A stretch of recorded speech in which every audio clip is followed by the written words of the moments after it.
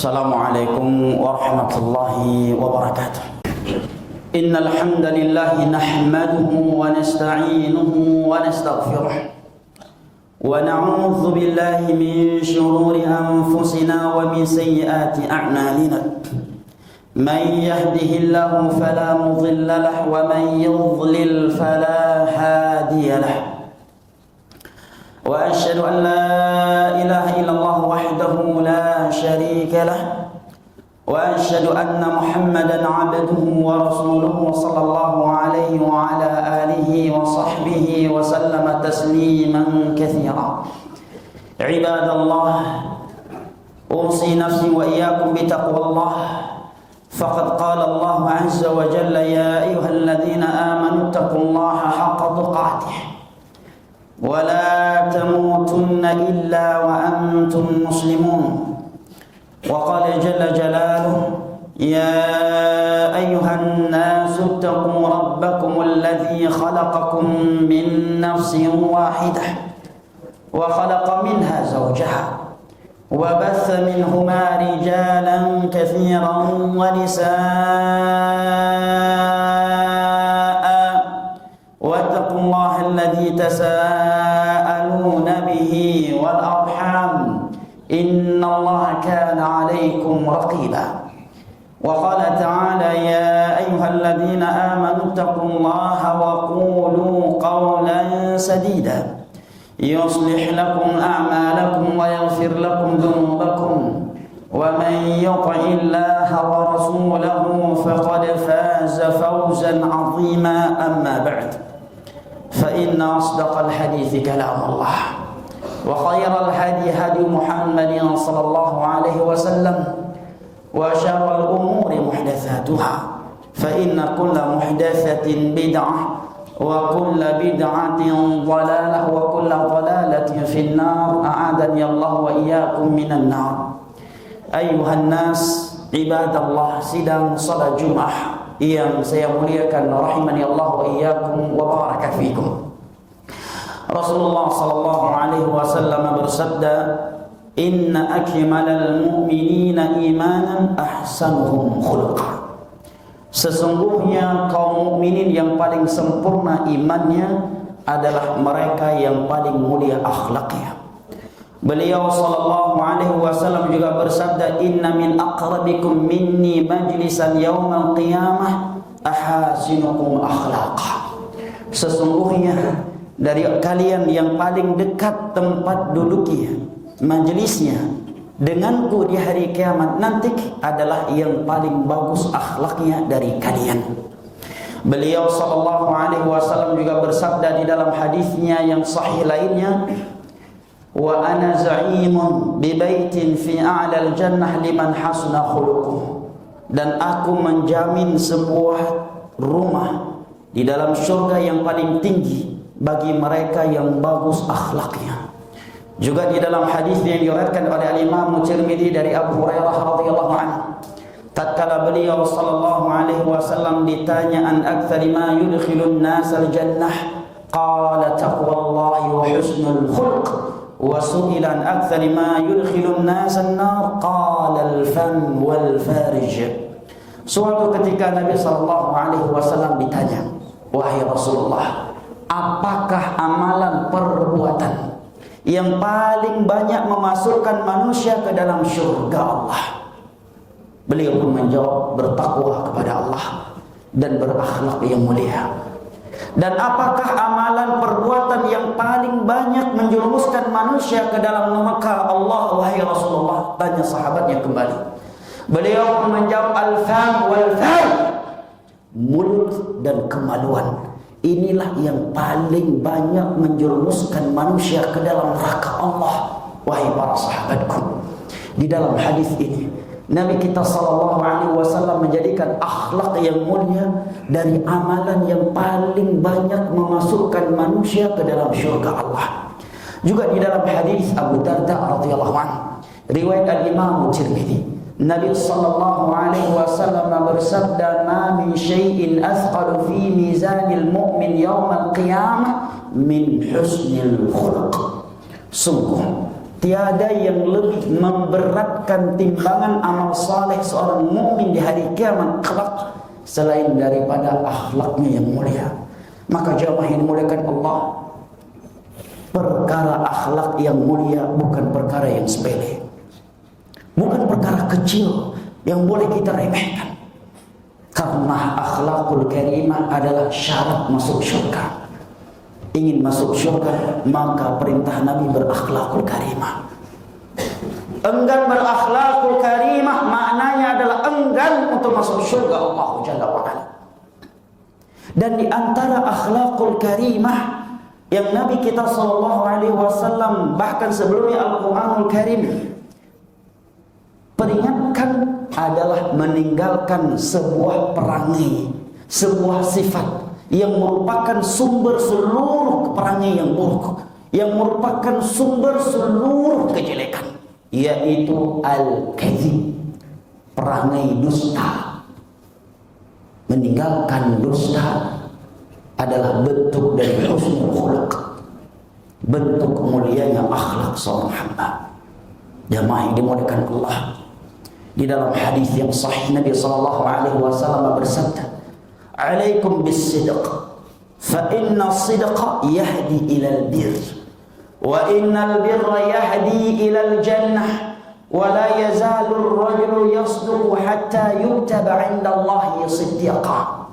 Wa iyyakum wal-kadhib, fa innal kadhiba yahdi ila al-fujur, wa innal fujur yahdi ila an-nar. ولا يزال الرجل يكذب حتى يكتب عند الله كذابا." Wahai umatku, hendaknya kalian memiliki sifat jujur, karena kejujuran itu akan menuntun kalian kepada seluruh kebaikan, dan kebaikan itu akan memasukkan kalian ke dalam syurga. Dan tidaklah seseorang menjaga sifat jujur kecuali dia akan ditulis sebagai siddiq di sisi Allah. Meskipun karena kejujurannya banyak kawan-kawannya marah dengan dia, karena kejujurannya kawan-kawannya tidak bisa menerima suap menyuap, karena kejujurannya kawan-kawannya tidak bisa melakukan manipulasi data, karena kejujurannya kawan-kawannya marah karena tidak bisa memeras mengeluarkan uang dari perusahaannya dengan cara dusta. Tetapi Nabi mengatakan yutaba indallahi siddiqa, dia dicatat sebagai seorang siddiq di sisi Allah, yang kedudukan mereka ma'an nabiyyin was-siddiqin, setelah kedudukan para nabi dan para rasul. Wa iyyakum wal kadhib, dan jauhilah oleh kalian kedustaan. Fa innal kadhiba yahdi ilal fujur, karena dusta itu akan menjerumuskan kalian, mengantarkan kalian kepada seluruh kejelekan. Tidaklah seseorang bersifat dusta, jamaah dimuliakan Allah, kecuali dia akan digiring oleh kedustaannya itu kepada berbagai keburukan yang lainnya. Para ulama mencontohkan dengan banyak contoh. Di antaranya adalah kedustaan saudara-saudara kandungnya Nabi Yusuf. Dari kedustaan awal mereka kepada ayah mereka bahwa mereka akan membawa Nabi Yusuf untuk bermain, padahal tujuannya untuk dibunuh atau dibuang agar terjauhkan dari ayah mereka Yakub yang mereka anggap lebih sayang kepada Yusuf daripada mereka. Ini dusta awal mereka. Kemudian setelah itu berlanjut dan kembali berlanjut, sampai-sampai mereka rela berdusta atas nama serigala. Mereka membawa baju Nabi Yusuf yang berlumuran darah. Kemudian mereka mengatakan kepada ayahanda mereka, kami terluput dari Nabi Yusuf. Kemudian Yusuf diterkam oleh serigala. Ini bajunya yang berlumuran darah, wahai ayah kami yakin anda gak percaya kepada kami. Wa in kunna sadiqin, walaupun kami telah jujur. Dari kedustaan yang pertama menuju kedustaan berikutnya, dan menuju kepada keburukan berikutnya. Maka Nabi mengatakan, wa innal kadhiba yahdi ilal fujur, kedustaan itu adalah sumber kejelekan, sumber keburukan. Makanya kalau ada karyawan yang berdusta, jangan dipertahankan. Meskipun dia memiliki skill yang luar biasa. Orang yang punya skill bisa dicari. Tetapi orang yang bersifat jujur dan tidak berdusta, itu barang langka yang harus dijaga sebaik mungkin. Skill bisa diciptakan. Orang yang bodoh, tak punya skill, bisa disekolahkan dan bisa memiliki skill. Tetapi pendusta, itu amat sulit untuk disembuhkan dari kedustaannya. Makanya dalam ilmu hadis, rawi hadis, apabila sekali saja dia pernah ketahuan berdusta di dalam pembicaraan dunia, bukan di dalam periwayatan hadis, maka ilmu agamanya diboikot oleh para ulama seumur hidupnya. Walaupun dia belum pernah diketahuan berdusta di dalam meriwayatkan hadis, tetapi dia pernah berdusta dalam pembicaraan dunia, pembicaraan biasa, diboikot seluruh ilmu hadisnya walaupun dia ulama hadis. Karena takutnya nanti kedustaan dia tersebut berpindah dan membesar menjadi dusta di dalam ilmu agama. Walaupun dia telah bertaubat, karena taubatnya dia dari kedustaan itu juga berpotensi dusta, kata para ulama. Dan seandainya dia jujur bertaubat, maka itu antara dia dengan Allah. Demi menjaga kemurnian agama Allah, maka ilmu ini tidak boleh diambil dari orang yang pernah berdusta dalam perkara dunia, meskipun dia belum pernah ketahuan berdusta dalam urusan agama. Karena Nabi mengatakan wa innal kadhib yahdi ilal fujur. Karena kedustaan itu akan melahirkan berbagai keburukan, kejelekan. Terkadang berawal dengan dusta dan terakhir berending dengan penumpahan darah. Awalnya hanya dusta, demi secuil dari harta, demi secuil dari jabatan, tetapi terkadang kedustaannya tersebut berending dengan pembunuhan dan penumpahan darah. Maka Nabi mengatakan wa iyyakum wal kadhib fa innal kadhiba yahdi ilal fujur. Jauhilah oleh kalian sifat dusta, karena dusta itu akan menjerumuskan kalian ke dalam berbagai keburukan lainnya. Wala yazalu ar-rajulu yakdzibu hatta yuktaba 'inda Allah. Dan tidaklah seseorang terus-menerus berdusta kecuali dia akan tertulis sebagai pendusta di sisi Allah Jalla wa'ala.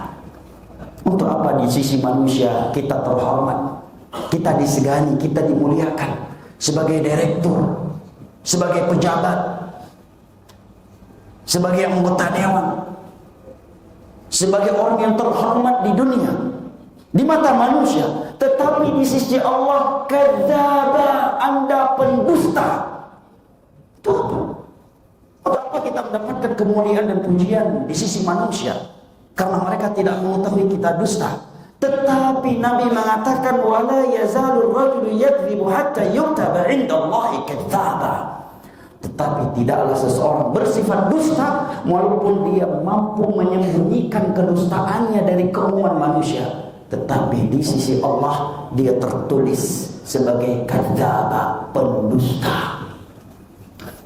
Qutilal khawrasun, kata Allah, sungguh terkutuk mereka yang berdusta. Kalau Allah telah mengutuknya, kira-kira siapa yang akan mampu menerimanya? Seorang hamba yang Allah vonis dia orang terkutuk di sisi Allah, kira-kira di mana dia akan mendapatkan kebahagiaan? Sudut bumi mana yang akan bisa menerima dan membahagiakannya? Kalau sang pencipta dunia dan akhirat, bahkan pencipta segala-galanya telah mengatakan dia terkutuk. Terkutuk. Memang terkadang syaitan memperindahkan bahwasanya dengan dia berdusta dia akan margin dia akan lebih bagus, karir dia kelak akan lebih bagus kalau dia mau berdusta. Tetapi Al-Quran mengatakan qutilal kharrasun, para pendusta pasti terkutuk hidupnya, di dunia maupun di akhirat pasti terkutuk. Ini berita dan vonis dari Rabbul Alamin yang innama amruhu idza arada syai'an an yaqula lahu kun fayakun. Allah katakan qutilal kharras. Para pendusta mereka adalah manusia-manusia terkutuk. Yang memvonisnya terkutuk adalah Sang Pencipta dunia dan akhirat, Rabbul Alamin. Nah, jamaah yang dimuliakan Allah. Allah juga berfirman, "Innallaha la yahdi man huwa musrifun kadzdzab." Allah tidak akan pernah memberikan petunjuknya kepada mereka yang suka melampaui batas dan suka berdusta. Akankah seseorang bahagia di dunia dan di akhirat apabila Allah tidak akan memberikan petunjuknya kepada dia? Walaupun seluruh dunia meng-hire-nya, menawarkan berbagai jabatan dan tugas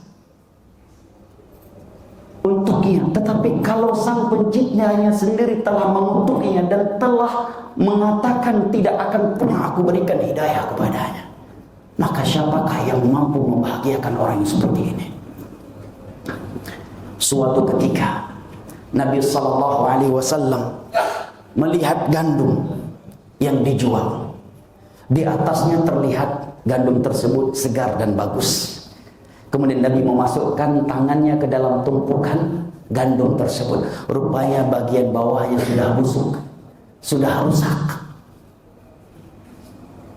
Sudah rusak. Maka Nabi pun menegur dan memarahi penjual gandum yang tidak jujur tersebut.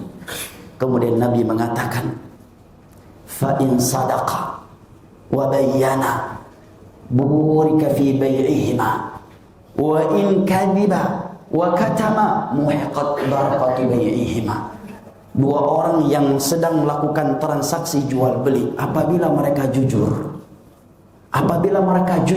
dan mereka menjelaskan spek dagangan mereka dengan jujur apa adanya, tidak ada yang dia sembunyikan, maka Allah akan berkahi transaksi jual beli mereka. Walaupun terkadang marginnya terlihat kecil.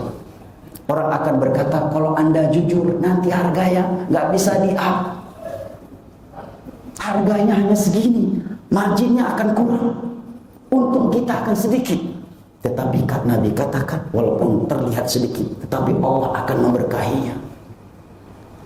Harta walaupun sedikit, tetapi berkah, mendatangkan kebahagiaan pada diri kita, anak kita, istri kita, pada kesehatan kita, kepada hati kita, dan berbagai keberkahan yang lainnya. Tetapi kata Nabi, fa in kadhiba wa katama muhiqat barakatu bai'ihima. Tetapi apabila mereka dusta dan menyembunyikan aib-aib kekurangan barang dagangan mereka, maka Allah akan mencabut keberkahan pada transaksi mereka. Maka kita lihat betapa banyak orang yang punya penghasilan banyak. Orang menilainya sebagai orang kaya, tetapi kekayaan tersebut dia dapatkan dengan kedustaan, dengan kecurangan. Betapa banyak mereka tidak berkah hidupnya. Yang istrinya selingkuh lah. Setelah dites DNA, rupanya itu bukan anaknya. Nauzubillah min dzalik. Ada yang anaknya menjadi LGBT. Ada yang anak perempuannya udah hamil di luar menikah dan tidak diketahui siapa yang menghamilinya. Dia kaya tapi rumah tangganya seperti kapal pecah, belasan tahun sudah pisah kamar tidur dengan istrinya. Rumah tangganya tidak sakinah, mawaddah dan rahmah. Hatinya selalu gelisah. Dia tidak nyaman dan tidak tentram, padahal dia sedang di dalam kendaraan mewahnya, sedang di dalam rumahnya bak istana. Istrinya selingkuh, anak-anaknya ada yang LGBT, anak perempuannya ada yang hamil di luar nikah, dan seterusnya. Kenapa? Muhiqat barakatu bai'ihima. Karena Allah telah mengutuk dia.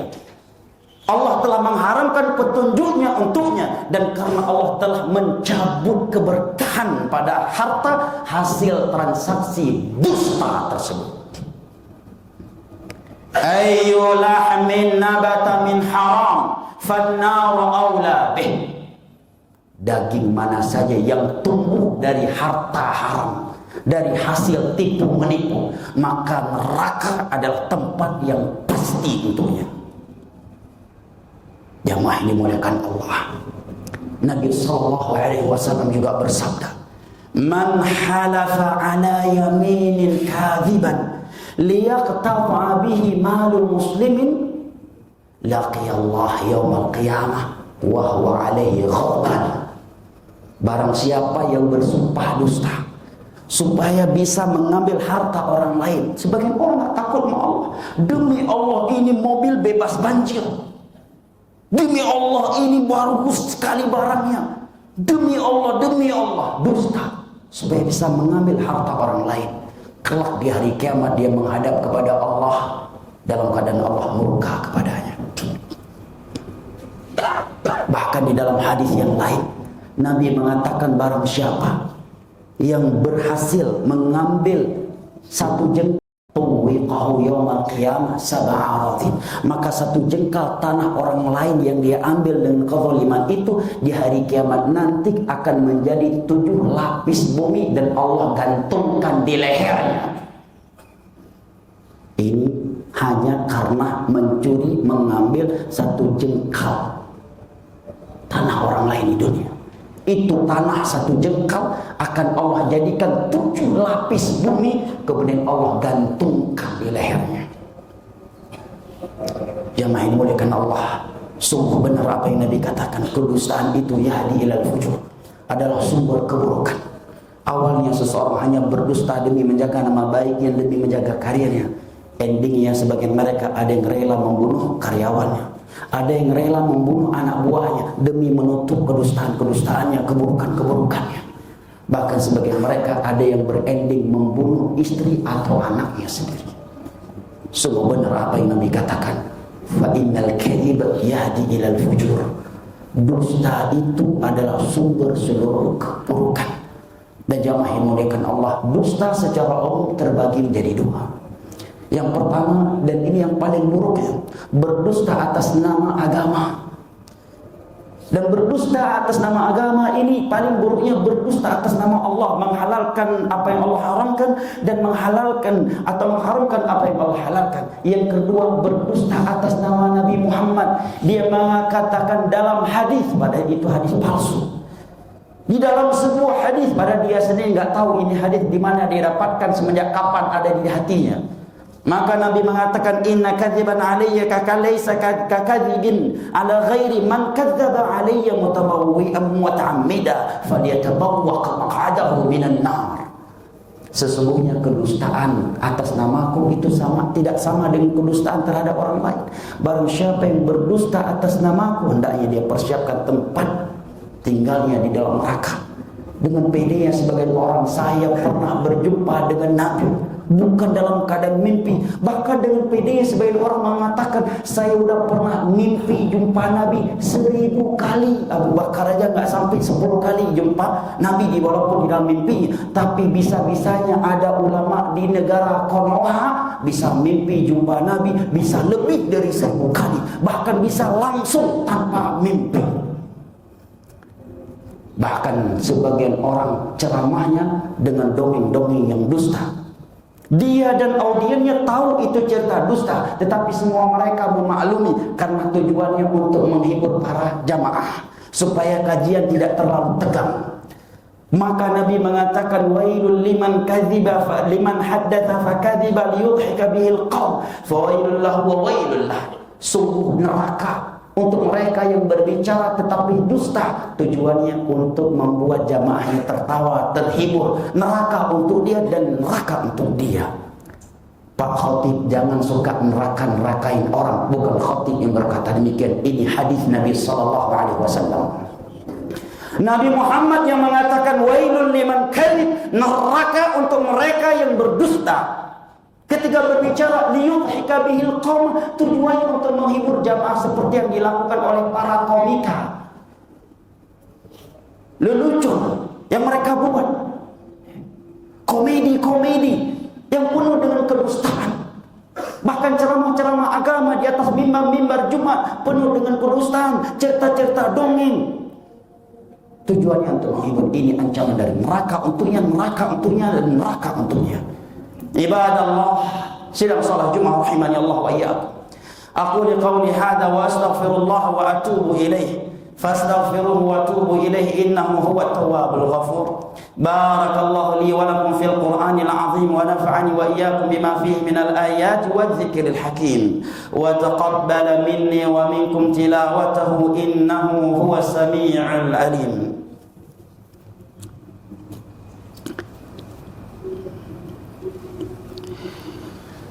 Alhamdulillahilladzi arsala rasulahu bil huda wa dinil haqq ليظهره على الدين كله ولو كره الكافرون وأشهد أن لا إله إلا الله وحده لا شريك له إقرارا به وتوحيدا وأشهد أن محمدا عبده ورسوله صلى الله عليه وعلى آله وصحبه وسلم تسليما كثيرا أما بعد عباد الله يقول ربنا جل جلاله إن الله وملائكته يصلون على النبي يا أيها الذين آمنوا صلوا عليه وسلموا تسليما اللهم صل على محمد وعلى آل محمد كما صليت على إبراهيم وعلى آل إبراهيم إنك حميد مجيد وبارك على محمد وعلى آل محمد كما باركت على إبراهيم وعلى آل إبراهيم إنك حميد مجيد اللهم اغفر للمسلمين والمسلمات الأحياء منهم والأموات اللهم أرنا الحق حقا وارزقنا اتباعه وأرنا الباطل باطلا وارزقنا اجتنابه اللهم أصلح لنا دنيانا التي فيها معاشنا وأصلح لنا ديننا الذي هو عصمة أمرنا وأصلح لنا آخرتنا التي إليها معادنا اللهم اجعل الحياة زيادة لنا لكل خير والموت راحة لنا من كل شر اللهم إنا نسألك الهدى والتقى والعفاف والغنى اللهم انصر إخواننا المسلمين والمسلمات في فلسطين وفي غيرها اللهم انصرهم على أعدائهم أعدائك أعداء الدين اللهم اشف مرضاهم وارحم موتاهم وأطعم جوعاهم واجبر كسيرهم اللهم منزل الكتاب ومجري السحاب وهازم الأحزاب اهزم اليهود ومن معهم ودمرهم تدميرا اللهم انزل عليهم بأسك الذي لا يرد عن القوم الكافرين ربنا آتنا في الدنيا حسنة وفي الآخرة حسنة وقنا عذاب النار وسلام على المرسلين والحمد لله رب العالمين وأقيموا الصلاة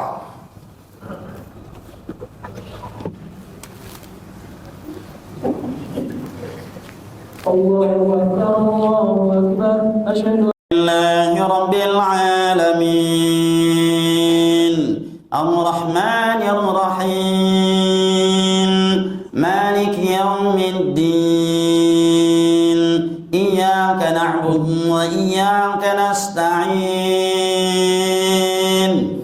اهدنا الصراط المستقيم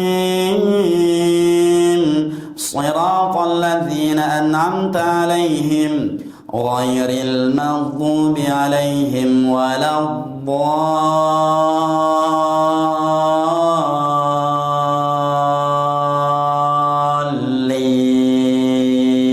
الضالين آمين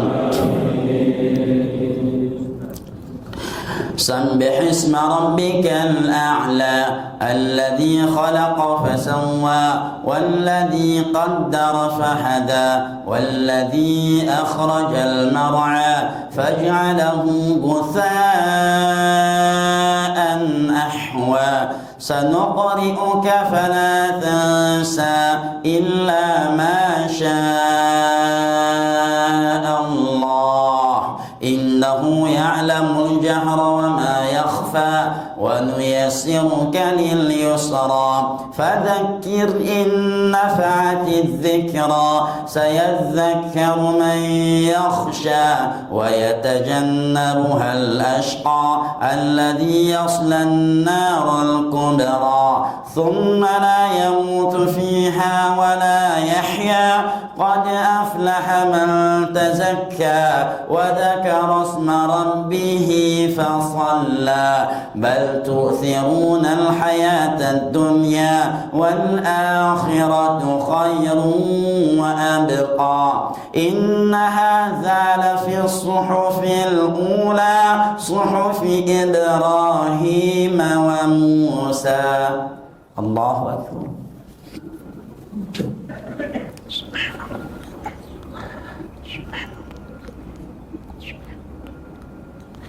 سمع الله لمن حمده.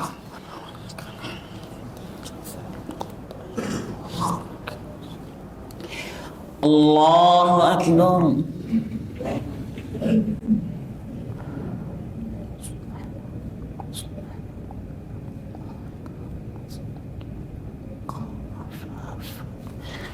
الله أكبر.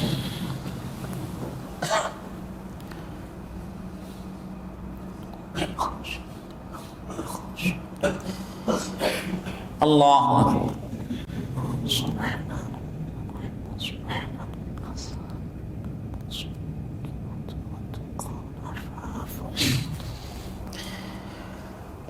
الله أكبر. بسم الله الرحمن الرحيم. الحمد لله رب العالمين الرحمن الرحيم مالك يوم الدين إياك نعبد وإياك نستعين اهدنا الصراط المستقيم صراط الذين أنعمت عليهم غير المغضوب عليهم ولا الضالين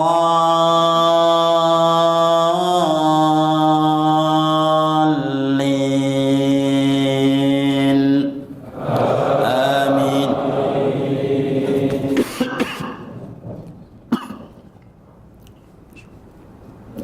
هل أتاك حديث الغاشية وجوه يومئذ خاشعة عاملة ناصبة تصلى نارا حامية تسقى من عين آنية ليس لهم طعام إلا من ضريع لا يسمن ولا يغني من جوع وجوه يومئذ ناعمة لسعيها راضية في جنة عالية.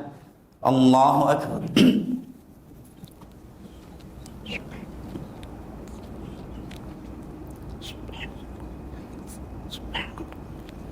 سمع الله لمن حمده.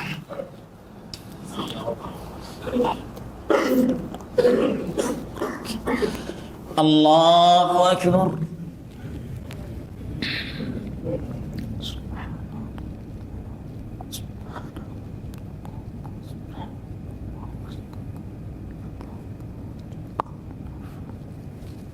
الله أكبر.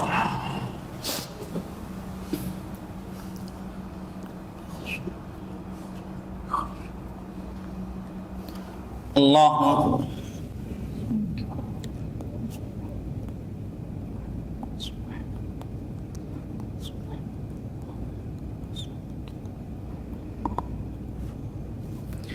الله أكبر.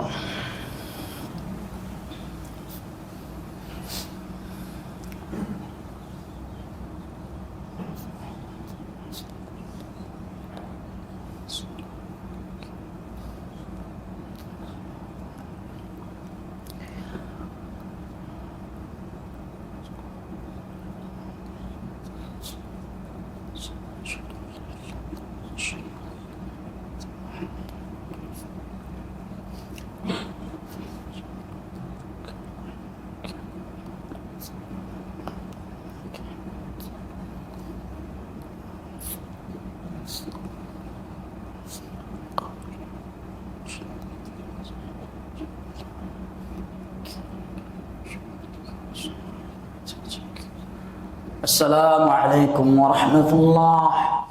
Assalamualaikum warahmatullahi. Astaghfirullah, astaghfirullah, astaghfirullah.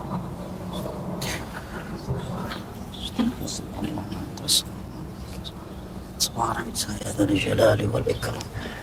La ilaha illallah wahdahu la syarika lah.